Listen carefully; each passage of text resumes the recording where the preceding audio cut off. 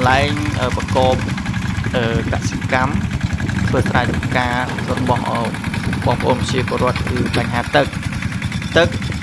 មានប្រព័ន្ធធារាសាស្ត្រមានប្រព័ន្ធបន្លាយទឹកដល់ស្រែហើយប៉ុន្តែគ្រាន់តែខ្វះទឹកក៏បង្កើតជាបញ្ហាមួយវាធ្វើឲ្យបងប្អូនប្រជាពលរដ្ឋមានការឆ្លោះគ្នានៅពេលដែលមានបញ្ហានេះកើតឡើងតើបងប្អូនថ្ងៃនេះយើងទៅស្រុកស្រែម្ដងបាទទៅជាមួយខ្ញុំបាទភាអូគ្រីតពីលេខបាទទីធ្វើឈ្មោះទៅកាន់ស្រុកលោកខាងគិរីដែលជាស្រុកមួយនៃខេត្តកំពតដែលជាស្រុកវិទ្យាល័យស្រុកថ្មីស្រុកកើតថ្មីទេហើយស្រុកលោកខាងគិរីនេះផងដែរគឺទេសភាពស្អាតតែបងប្អូនតាមដងផ្លូវពោពេញទៅដោយធម្មជាតិវាស្រែខៀវស្រងាត់នេះមិនមែនជាផ្លូវទៅទីរួមស្រុកទេវាជាផ្លូវមួយនៅក្នុងភូមិដែលយើងធ្វើដំណើរទៅកាន់ស្រុកលោកខាងគិរីសម្រាប់ខ្ញុំបាទជួយចិត្តរុកភូមិដើម្បីយើងទទួលបានបទពិសោធន៍ថ្មីជាមួយនឹងភូមិដតីអញ្ចឹងទៅហើយយើងចង់ដឹងថាភូមិគេនិងភូមិយើងប្រៀបធៀបមុខរបរគេនិងមុខរបរយើងបែបម៉េចអីវាជាការជួយចិត្តរបស់ខ្ញុំទេបាទហ្នឹងហើយនេះគាត់ទៅអូចែករំលែកមួយសម្រាប់បងប្អូនទាំងអស់គ្នាជាមួយនឹងទេសភាពស្រុកស្រែការធ្វើស្រែប្រព័ន្ធធារាសាស្ត្រស្រុកយើងហើយក៏ដូចជាជីវភាពបងប្អូនប្រជាកសិករយើងតើគាត់មានជីវភាពបែបណារស់នៅតំបន់នេះគាត់ប្រកបរបរអីចឹងទៅបងប្អូនគឺខ្ញុំជួយចិត្តបែបហ្នឹងហើយយើងជិះម៉ូតូធ្វើដំណើរតាមផ្លូវអញ្ចឹងហើយបងប្អូននៅស្រុកស្រែជនបទវាអត់មានផ្លូវបេតុងកស៊ូទំនើបទេមានតែផ្លូវលំរូបហមហើយខែនេះគឺខែរដូវភ្លៀងលហើយគឺតែងតែមានឃើញទឹកដក់កឡុកអីចឹងហើយដោយសារបងប្អូនប្រជាកសិករយើងគឺគាត់ប្រកបរបរធ្វើស្រែចម្ការអញ្ចឹងហើយគោយន្តធំដែរបងប្អូនស្រូវដឹកចេញពីស្រែរំដោតមានឡានធំចូលទៅដឹកស្រូវដឹកម៉ាស៊ីនច្រូតម៉ាស៊ីនអីចូលអញ្ចឹងវាធ្វើឲ្យផ្លូវយើងវាប៉ះពាល់ហើយផ្លូវនេះក៏ជាផ្លូវចាស់យូរដែរហើយបងប្អូនអញ្ចឹងហើយវាក៏មានសកម្មស្ថានភាពបែបនេះឯងបងប្អូនផ្លូវទៅរកលុយអត់ដូចផ្លូវទៅចាយលុយទេនេះហើយគឺជាទស្សនវិជ្ជាផ្លូវដែលយើងជិះទៅកន្លែងធ្វើស្រែរបស់បងប្អូនជាកសិករយើងនៅខាងក្នុងផ្លូវនេះតាមពិតផ្លូវនេះជិះទៅដល់ក្នុងមានបឹងមួយដែលយើងអាចធ្វើការស្ទូចត្រីបបកត្រីអីបានអញ្ចឹងសម្រាប់បងប្អូនចូលចិត្តបបកអីអាចទៅបានបងប្អូនឃើញហើយនេះគឺជាសត្វគោវាអត់ខ្លាចម៉ូតូទេស្គាល់មែនតើអត់គោជិះម៉ូតូវាអត់កិច្ចទេតោះតែយើងកិច្ចវាអត់ខ្វល់ជាមួយយើងទេយើងមានន័យថាទីនេះគឺជាតំបន់វាតែឯងចង់យ៉ាងម៉េចចង់ជិះមិនកិច្ចខ្ញុំឬយ៉ាងណាបាទគឺវាអត់ប្រកកិច្ចទេបាទហើយនេះគឺជាបងប្អូនប្រជាកសិករយើងគាត់ធ្វើស្រែចម្ការ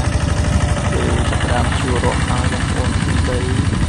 ដីនៅស្រុកនេះគឺពិបាកម្យ៉ាងវាមានលក្ខណៈស្លុះហើយស្អិតម្ល៉េះហើយគឺសម្រាប់ត្រាក់តរมันអាចចូលវាយទៅបានទេហើយពេលច្រូតអីក៏ពិបាកដែរបងប្អូនម៉ាស៊ីនមុំក៏អាចច្រូតបានដែរវាពិបាកចូល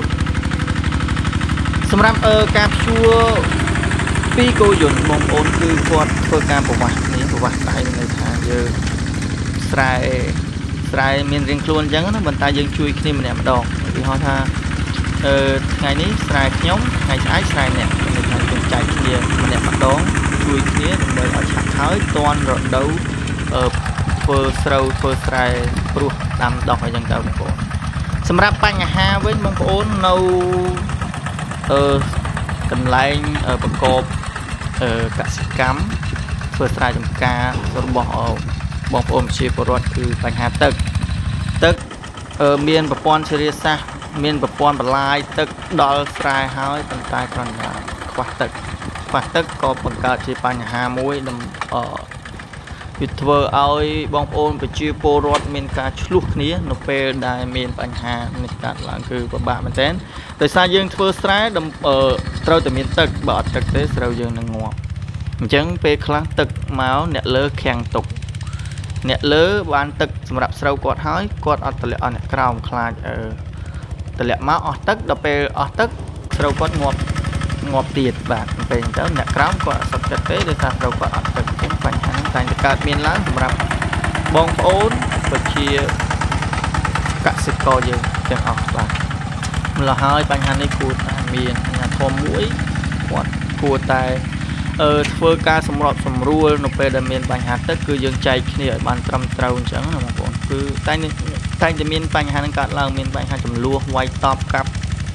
លក្ខណៈគម្រាមកំហែងសម្រាប់គ្នាអីចឹងណាបងប្អូនអាចមានដល់លក្ខណៈគម្រាមកំហែងអីចឹងវាជាបញ្ហានឹងកើតរាល់ឆ្នាំហ្មងគឺអ្នកលើឆ្លុះជាមួយអ្នកក្រោមឆ្លុះជាមួយអ្នកលើដោយសារតែបញ្ហាទឹក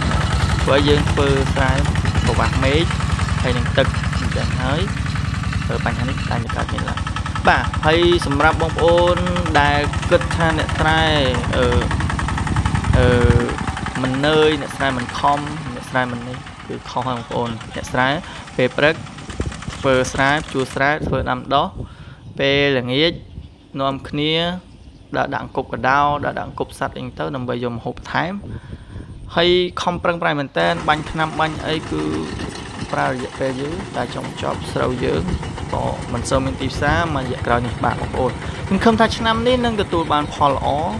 បាទគឺបងប្អូនជាកសិករយើងគាត់មានសង្ឃឹមថាឆ្នាំនេះនឹង